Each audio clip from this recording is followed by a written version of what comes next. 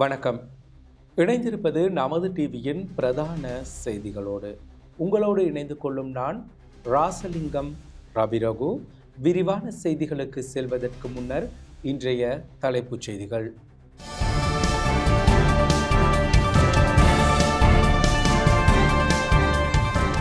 பல்லாயிரக்கணக்கான மக்களின் கண்ணீரில் நனைந்த முள்ளிவாய்க்கால் மண். 8 மாதங்களுக்குள் தலைகீழாக மாறிய NPP அரசு, கம்மன்பில குற்றச்சாட்டு. நாடு திரும்புகிறார் பசில். முன்மொழியப்பட்ட மின்சார கட்டணம் தொடர்பில் CEB விசேட அறிக்கை. கனமழையால் பல மாவட்டங்களுக்கு சிவப்பு எச்சரிக்கை. அமெரிக்காவை தாக்கிய சூறாவளி, 27 பேர் பலி. தொடர்பான உள்நாட்டுச் செய்திகள்.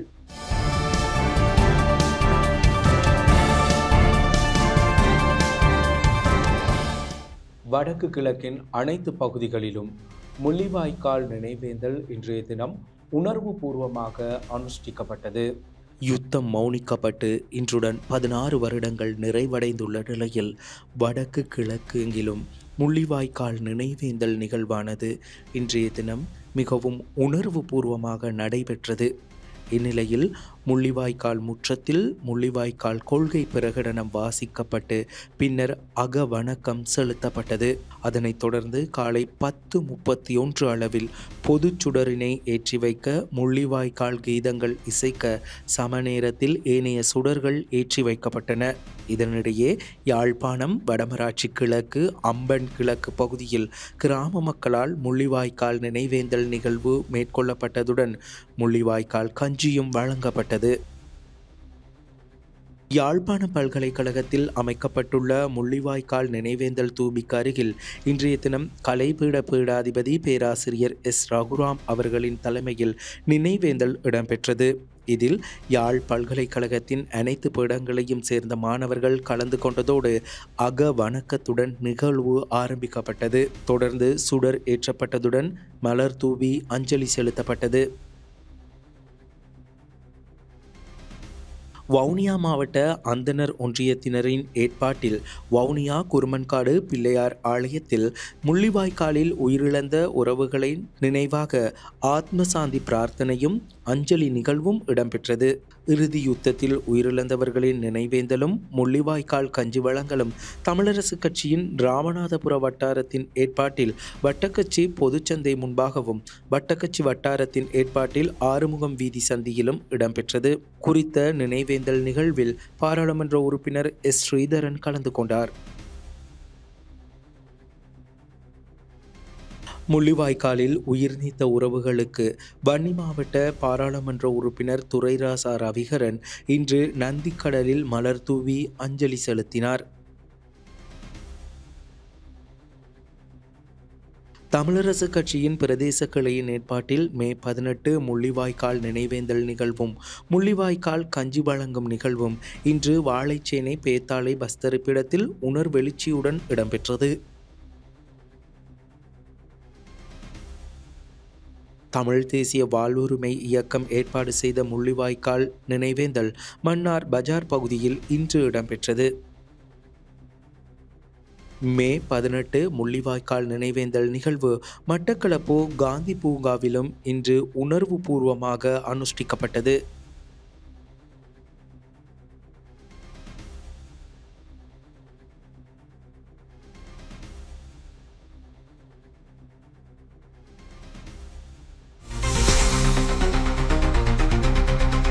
தேசிய மக்கள் சக்தி 8 மாதங்கள் கடப்பதற்கு முன்னரே முற்றிலும் சரிந்துவிட்டதாக முன்னாள் அமைச்சர் உதய கம்மன்பில தெரிவிக்கின்றார்.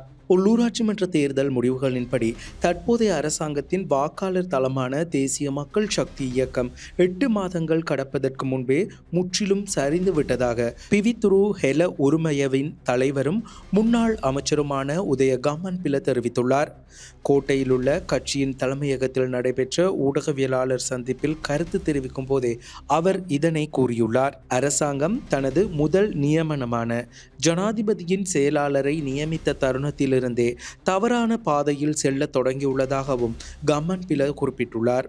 அரசாங்கம் அமைக்கப்பட்டு ஒரு வாரம் முடிவதற்கு முன்பே அரசாங்கத்தின் 3வது நியமனமான பொது பாதுகாப்பு செயலாளரின் நியமனம் குறித்து விமர்சனங்களையும் எழுப்பியதாக கமன்பில வலியுறுத்தியுள்ளார். தவறான நடவடிக்கை எடுக்கும் ஒவ்வொரு முறையும் அதை சுட்டிக்காட்ட நடவடிக்கை எடுத்துள்ளதாகவும் கமன்பில கூறியுள்ளார். நாட்டையும் அரசாங்கத்தையும் ஒரே நேரத்தில் ஊழல் செய்ய அனுமதிக்க முடியாது எனவும் கமன்பில தெரிவித்துள்ளார். அரசாங்கம் பணிவாக இருந்தால் அவர்கள் தங்கள் தவறுகளை திருத்திக் கொண்டு முன்னேற வாய்ப்பு உள்ளது. ஆனால் அரசாங்கம் ஆணவமாக இருந்தால் தவறுகளை பாதுகாப்பதன் மூலம் அரசாங்கத்தை அழிக்க முடியும் என தெரிவித்துள்ளார். துசித்த ஹல்லொலுவவின் வாகனத்தின் மீது துப்பாக்கிச்சூடு நடாத்தப்பட்டமை தொடர்பில் 4 விசேட குழுக்களினூடாக விசாரணைகள் ஆரம்பிக்கப்பட்டுள்ளன. தேசிய லொத்தர் சபையின் முன்னாள் பணிப்பாளர் துசித்த ஹல்லொலுவவின் வாகனத்தின் மீது நடத்தப்பட்ட துப்பாக்கிச்சூடு குறித்து கொழும்பு குற்றத்தடுப்பு பிரிவின் 4 விசேட குழுக்கள் விசாரணை நடத்தி வருகின்றன.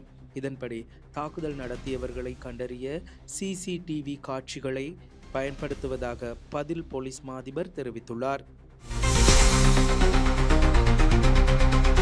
பசில் ராஜபக்ச நாடு திரும்ப உள்ளதாக தகவல்கள் கசிந்துள்ளன. ஸ்ரீலங்கா பொதுஜன பெரமுனவின் முன்னாள் தேசிய அமைப்பாளரும் முன்னாள் அமைச்சருமான பசில் ராஜபக்ச நாடு திரும்ப உள்ளதாக தகவல்கள் வெளியாகியுள்ளன. அதற்கமைய எதிர்வரும் வியாழக்கிழமை அவர் நாடு திரும்ப உள்ளதாக அவருக்கு நெருக்கமான வட்டாரங்கள் தெரிவித்துள்ளன. கடந்த ஜனாதிபதி தேர்தலுக்கு பின்னர் அமெரிக்காவுக்கு சென்ற பசில் ராஜபக்ச அங்கேயே தங்கியிருந்தார். இந்நிலையில் அவர் நாடு திரும்ப உள்ளார். எவ்வாறாயினும் அவர் நாடு திரும்பிய பின்னர் மீண்டும் அரசியல் நடவடிக்கைகளை தொடங்குவாரா இல்லையா என்பது இன்னும் அறிவிக்கப்படவில்லை. முன்மொழியப்பட்டுள்ள மின்சார கட்டண அதிகரிப்பு தொடர்பில் இலங்கை மின்சார சபை விசேட அறிவித்தல் ஒன்றை விடுத்துள்ளது. முன்மொழியப்பட்ட புதிய மின்சார கட்டண திருத்தத்திற்கு அமைய கட்டணம் அதிகரித்தாலும் அது இந்த ஆண்டின் தொடக்கத்தில் நடைமுறையில் இருந்த மின்சார கட்டணத்தை விட குறைவாகவே இருக்கும் என இலங்கை மின்சார சபை தெரிவித்துள்ளது. 2025 ஆண்டின் 2ஆம் பாதிக்கான மின்சார கட்டணங்களை திருத்துவது தொடர்பான முன்மொழிவை இலங்கை பொது பயன்பாட்டு ஆணைக்குழுவிடம் சமர்ப்பித்த பின்னணியில் அறிக்கை ஒன்றை வெளியிட்டு இலங்கை மின்சார சபை இதனை குறிப்பிட்டுள்ளது. இலங்கை மின்சார சபையின் ஊடக பேச்சாளர் பொறியியலாளர் தம்மிக விமலரத்ன வெளியிட்டுள்ள அறிக்கையில் முன்மொழியப்பட்ட புதிய திருத்தத்தின்படி புதிய மின்சார கட்டணம் அதிகரிக்கும் என்றாலும் இந்த ஆண்டின் தொடக்கத்தில் இருந்த மின்சார கட்டணத்தை விட அது குறைவாகவே இருக்கும் என தெரிவிக்கப்பட்டுள்ளது. 2014 முதல் 2022 ஆண்டு காலகட்டத்தில் மின்சார உற்பத்தி, பரிமாற்றம் மற்றும் விநியோகத்திற்கான செலவுகள் அதிகரித்த போதும் மின்சார கட்டணங்களில் எந்த மாற்றமும் செய்யப்படவில்லை எனவும் அந்த காலகட்டத்தில் எரிபொருள் விலைகள், நிலக்கரி உதிரி பாகங்கள் மற்றும் பராமரிப்பு செலவுகள் தொடர்ந்தும் அதிகரித்துள்ளதாகவும் அந்த அறிக்கையில் சுட்டிக்காட்டப்பட்டுள்ளது. அதிகரித்த செலவுகளின் முழு சுமையும் இப்போது கடன் நெருக்கடியாக அதிகரித்துள்ளதால் சபை பாரிய அளவில் கடன்களை எடுத்து விநியோகஸ்தர்களுக்கு பணம் செலுத்துவதை ஒத்திவைக்க வேண்டியுள்ளது எனவும் அறிக்கையில் குறிப்பிடப்பட்டுள்ளது. அதன்படி முன்மொழியப்பட்ட மின்சார கட்டண திருத்தம் அத்தியாவசிய செலவுகளை படிப்படியாக ஈடுகட்டுதல், கடன் நெருக்கடியை நிர்வகித்தல் மற்றும் விநியோகஸ்தர்களுக்கு சரியான நேரத்தில் பணம் செலுத்துவதை நோக்கமாக கொண்டுள்ளது. எதிர்கால வலுசக்தி பாதுகாப்பை பாதிக்காமல் அனைத்து இலங்கையர்களுக்கும் பாதுகாப்பான, நம்பகமான மற்றும் தடையற்ற மின்சார விநியோகத்தை வழங்க உதவுவதே இதன் முதன்மை நோக்கமாகும். பொதுமக்களுக்கு மிகவும் மலிவு விலையில் மின்சாரத்தை வழங்குவதும், குறைந்த விலை வலுசக்தியை அறிமுகப்படுத்தி நீண்டகால சீர்திருத்தங்கள் மூலம் செயல்திறனை அதிகரிப்பதன் மூலம், செலவுகளை குறைப்பதன் மூலம் எரிசக்தி துறையை வலுப்படுத்துவதே இலங்கை மின்சார சபையின் நோக்கம் என இலங்கை மின்சார சபை விடுத்துள்ள அறிக்கையில் மேலும் சுட்டிக்காட்டப்பட்டுள்ளது. இதுவரையான காலப்பகுதிக்குள் மாத்திரம் 20,588 டெங்கு நோயாளர்கள் பதிவாகியுள்ளதாக தெரிவிக்கப்பட்டுள்ளது. ஆண்டின் இதுவரையான காலப்பகுதியில் 20,588 டெங்கு நோயாளர்கள் பதிவாகியுள்ளதாக சுகாதாரத்துறை அதிகாரிகள் தெரிவிக்கின்றனர். இந்த மாதத்தில் மாத்திரம் 3000க்கும் மேற்பட்ட டெங்கு நோயாளிகள் பதிவாகியுள்ளனர். இதில் மேல் மாகாணத்தில் கொழும்பு மாவட்டத்திலிருந்து அதிக எண்ணிக்கையிலானோர் பதிவாகியுள்ளதாக தேசிய டெங்கு கட்டுப்பாட்டு பிரிவின் பணிப்பாளர் விசேட வைத்தியர் சுதத் சமரவீர தெரிவித்துள்ளார். நாட்டில் நிலவும் பலத்த மழை காரணமாக பல பகுதிகளுக்கு மண் சரிவு அபாய எச்சரிக்கை விடுக்கப்பட்டுள்ளது. தொடர்ந்து பெய்து வரும் கனமழை காரணமாக பல மாவட்டங்களுக்கு மண் சரிவு அபாய எச்சரிக்கை விடுக்கப்பட்டுள்ளது. எனவே அவதானத்துடன் செயற்படுமாறு பொதுமக்களிடம் தேசிய கட்டட ஆய்வு நிர்வாகம் கோரிக்கை விடுத்துள்ளது. அதன்படி கொழும்பு மாவட்டத்தின் சீதாவக்க, காலி மாவட்டத்தில் எல்பிட்டிய, களுத்துற மாவட்டத்தில் பாலிந்த நுவர மற்றும் எங்கிரிய, கண்டி மாவட்டத்தில் பஸ்பாகே கோரல, கேகாலை மாவட்டத்தில் புலத்கொஹோபிட்டிய, ருவான்வெல்ல, தெஹியோவிட்ட மற்றும் வரக்காப்புல ஆகிய பகுதிகளுக்கும், ரத்னபுரி மாவட்டத்தில் எஹலியகொட, கிரியல்ல மற்றும் குருவிட்ட ஆகிய பிரதேச செயலாளர் பிரிவுகளுக்கும் இந்த மண்சரிவு அபாய எச்சரிக்கை விடுக்கப்பட்டுள்ளது. இந்த எச்சரிக்கை இன்று காலை 10 மணி முதல் நாளை காலை 10 மணி வரை அமுலில் காணப்படும் என தேசிய கட்டட ஆய்வு நிர்வாகம் தெரிவித்துள்ளது. சர்வதேச செய்திகள்.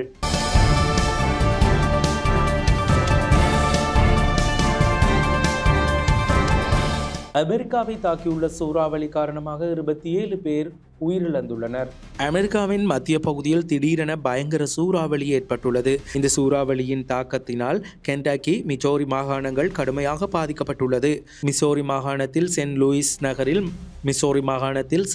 நகரில் மாத்திரம் 5000 கட்டடங்கள் சேதமடைந்துள்ளன. சூறாவளி தாக்கத்தில் ஏராளமான வீடுகள் இடிந்து வீழ்ந்துள்ளன. மரங்கள் முறிந்து வீழ்ந்ததில் வீதியோரத்தில் நிறுத்தப்பட்டிருந்த கார்களும் சேதமடைந்துள்ளன. பல இடங்களில் மின்சாரம் பாதிக்கப்பட்டு மின்சார விநியோகத்தில் ஏற்பட்ட தடையால் 3 லட்சத்துக்கும் அதிகமானோர் பாதிக்கப்பட்டுள்ளனர். இதனால் மீட்பு பணிகள் தொய்வு ஏற்பட்டுள்ளதாக சர்வதேச ஊடகங்கள் செய்தி வெளியிட்டுள்ளன. தற்போது கென்டக்கி, மிசோரியில் மீட்பு பணிகள் தொடர்ந்தும் நடைபெற்று வருகின்றன. இதுவரையில் சூறாவளியால் 27 பேர் உயிரிழந்துள்ள நிலையில் பாதிக்கப்பட்ட பகுதிகளில் வசிக்கும் மக்கள் நிவாரண முகாம்களில் தங்க வைக்கப்பட்டுள்ளனர். தொடர்பென விளையாட்டுச் செய்திகள்.